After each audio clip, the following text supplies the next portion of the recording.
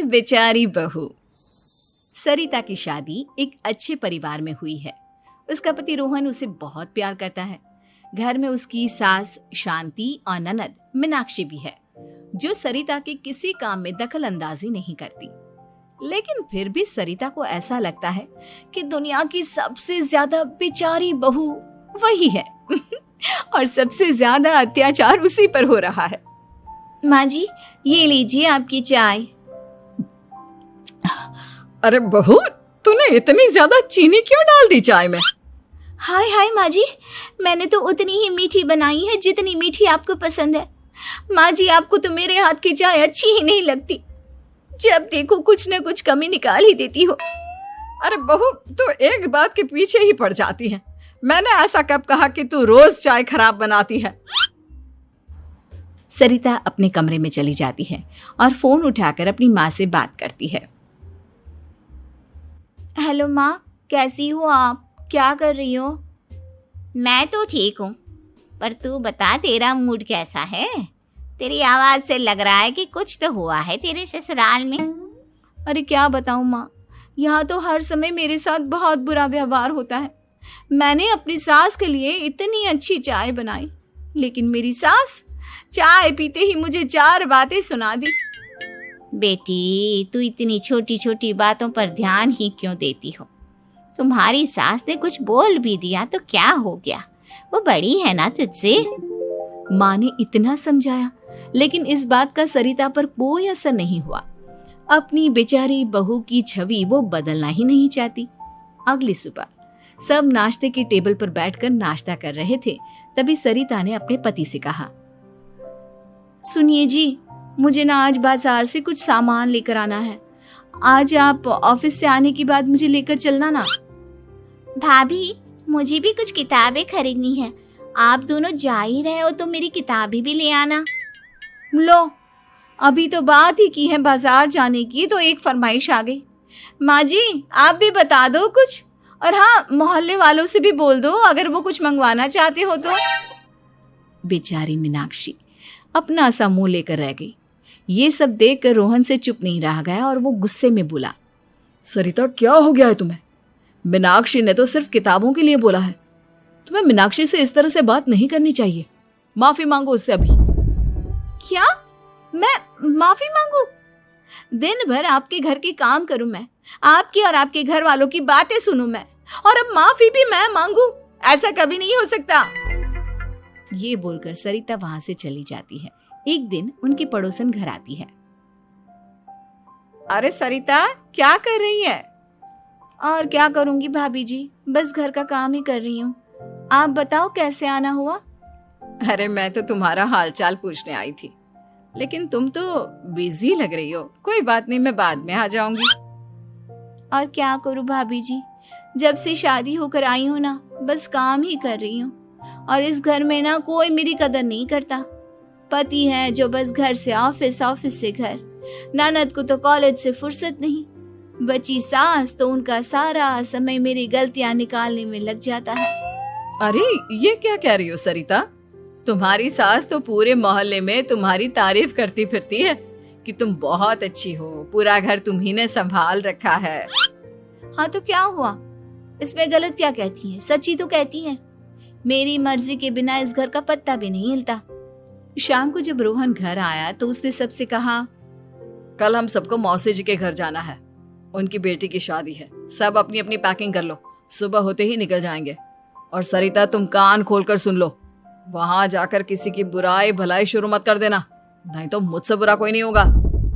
हाय हाय जी, आप तो ऐसे कह रहे हो जैसे मैं सुबह शाम सबकी बुराई करती फिरती हूँ। आज तक कोई कह नहीं सकता कि मैंने किसी की पीठ पीछे किसी के बारे में कोई बुरी बात बोली हो तो। अरे बस बहू, बात को और ज्यादा आगे मत बढ़ा। हमें सब पता है तो हमारे साथ क्या व्यवहार करती है। ये बात घर तक रखना, शादी में किसी को कुछ मत बोलना, नहीं तो सब कहेंगे कि शांति की बहू कितना बोलती है। हाँ हाँ, सब कुछ तो मैं ही बोलती हूँ ना। आप लोग तो हर समय फूलों की बारिश करते रहते हो मेरे ऊपर। सारी गलती मेरी है जो मैं इस घर में आई। सबका कितना ध्यान रखती हूँ, लेकिन फिर भी मेरी तो आप लोगों की नजर में कोई कदर ही नहीं है। अगली सुबह सब लोग मौसी जी के घर पर चले जाते हैं। वहां पर शादी का माहौल होता है, सब जगह चहल पहल होती है, बहुत सारे मेहमान आए हैं। सरिता को वहां बहुत अच्छा लग रहा है।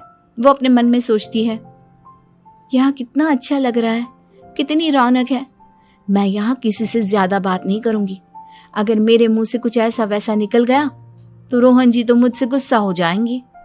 सरिता ये सब सोच ही रही थी कि वहां रोहन की कजिन साक्षी आ गई और सरिता से बोली, आप सरिता भाभी हो ना? जितना आपके बारे में सुना था आप तो उससे भी ज्यादा सुंदर हो। हाँ वो तो है, मेरी सुंदरता की तारीफ सब करते हैं।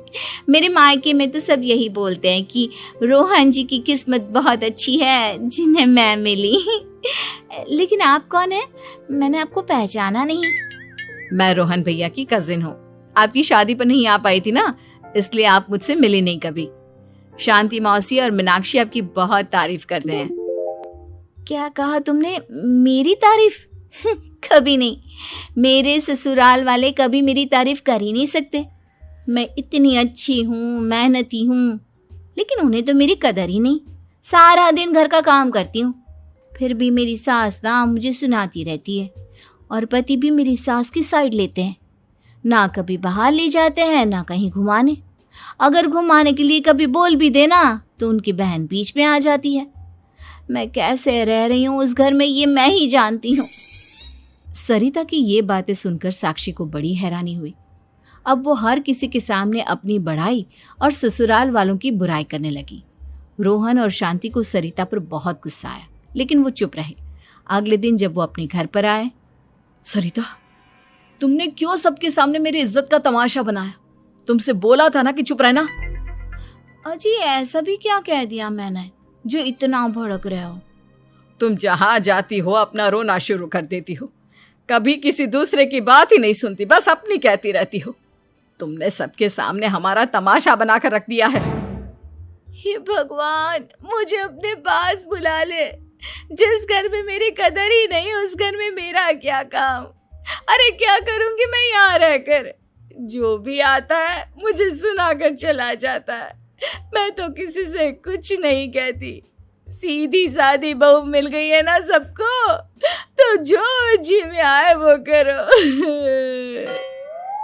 सरिता ने अपने आगे किसी को कुछ बोलने ही नहीं दिया और उस दिन भी उसने सबके सामने खुद को बेचारी बना ही दिया। अगले दिन मीनाक्षी कॉलेज के लिए लेट हो रही थी, इसलिए वो हर काम जल्दी जल्दी कर रही थी। अपना नाश्ता लेने किचन में गई और पतीले में रखे गरम दूध को गिलास में डालने लगी। दूध का पतीला उसके हाथ से छूट गया और गरम गरम दूध उसके हाथ पर गिर गया। ओए माँ, हाय मेरा हाथ, माँ मेरा हाथ जल गया। मीनाक्षी की आवाज सुनकर सरिता दौड़ती हुई आई। ये क्या किया तुमने? तुम्हें नाश्ता चाहिए था तो मुझसे बोल देती, मैं क्या मना करती थी? अब पता नहीं कितने दिन की मुसीबत पाल ली तुमने। सरिता मीनाक्षी को उसके कमरे में ले गई और उसका बहुत ख्याल रखा। उसका इस तरह से ख्याल रखना शांति और रोहन को थोड़ा अजीब लगा। माँ, सरिता के दिमाग का भी कुछ पता नहीं। कल शादी में सबको इतना कुछ बोल कर आई है हमारे बारे में, और अब मीनाक्षी की कितनी अच्छी देखभाल कर रही है। ये ऐसा क्यों करती है? बेटा, तेरी बीवी की ना आदत हो गई है सबके सामने खुद को बेचारी दिखाने की, और आदत इतनी जल्दी नहीं बदलती। जब ये बोलना शुरू करती है तो रुकने का नाम ही नहीं लेती, इसलिए इसे पता ही नहीं चलता कि ये किसके सामने क्या बोली जा रही है। लेकिन दिल की बहुत अच्छी है। हमें भी अपना दिल बड़ा करके ये जैसी है इसे स्वीकार करना चाहिए।